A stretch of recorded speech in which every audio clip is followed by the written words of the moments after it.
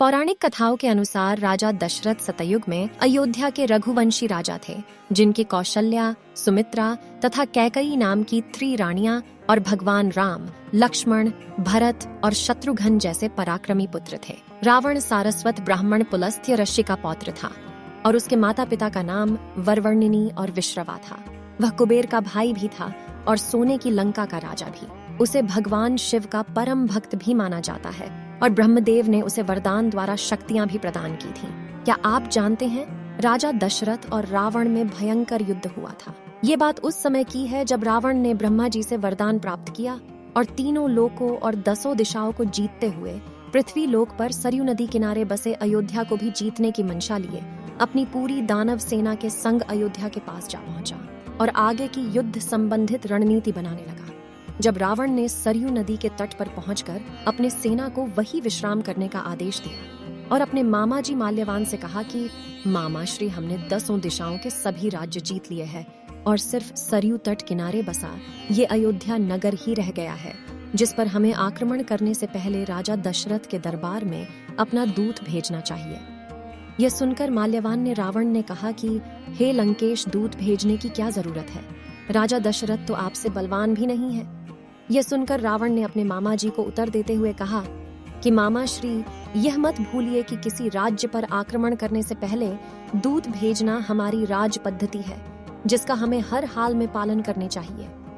रावण की बात सुनकर उसके मामा जी ने कहा कि मेरे विचार से इस काम के लिए आपको मेरे भाई मारीच को दशरथ की राजसभा में भेजना चाहिए।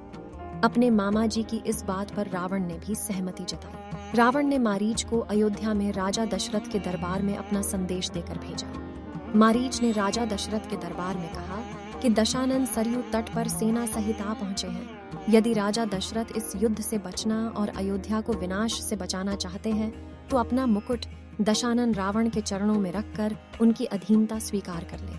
रावण के दूत मारीच की बातें सुनकर राजा दशरथ क्रोधित हो उठे और उससे बोले कि रघुवंशी ना कभी किसी के आगे झुके हैं और ना ही युद्ध करने से पीछे रहे हैं, और हमें अपने राज्य की रक्षा करना भी आता है। इसलिए तुम जाओ और दशानन से कहो कि वो अगले दिन युद्ध के लिए तैयार रहें। राजा दशरथ अब उनसे युद्ध क्षेत्र में ही मिलेंगे। मारीच रावण के पास लौट आया और उसको सारी बात बताई, जिसके बाद दोनों ही फौज समेत अगले दिन युद्ध क्षेत्र में एक दूसरे के आमने सामने आ गए।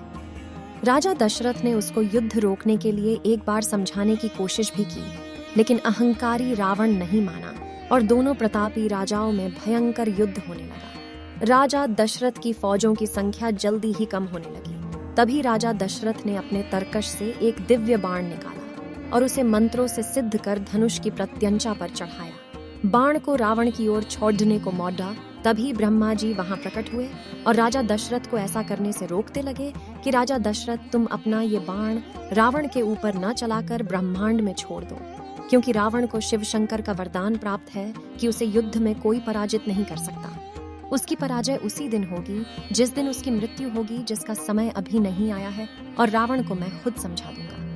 राजा दशरथ ने ब्रह्मदेव के आदेश का मान रखते हुए वही करा जो उन्होंने उनसे कहा। इसके बाद ब्रह्मदेव ने रावण को समझाते हुए कहा कि वो और दशरथ दोनों ही अजेय हैं। यदि दशानन पर महादेव का वरदान है तो राजा दशरथ का तुनीर भी दिव्य शक्तियों से भरा हुआ है और ये राज्य तो वो बिना युद्ध करे ही जीत लेगा, क्योंकि दशरथ अब वृद्धावस्था में है और ना ही दशरथ की कोई संतान है, और दशरथ के ना होने के बाद यह राज्य रावण का हो जाएगा। वो लंका लौट जाए जहाँ एक शुभ समाचार उसकी प्रतीक्षा कर रहा है और युद्ध को खत्म करे। रावण ने भी ब्रह्मदेव के आदेश का मान रखा और समस्त सेना समेत लंका लौट गया, जहां उसे पता चला कि उसकी पत्नी मंदोदरी मां बनने वाली है और कुछ समय बाद ही उसको इंद्रजीत नामक एक पुत्र की प्राप्ति हुई।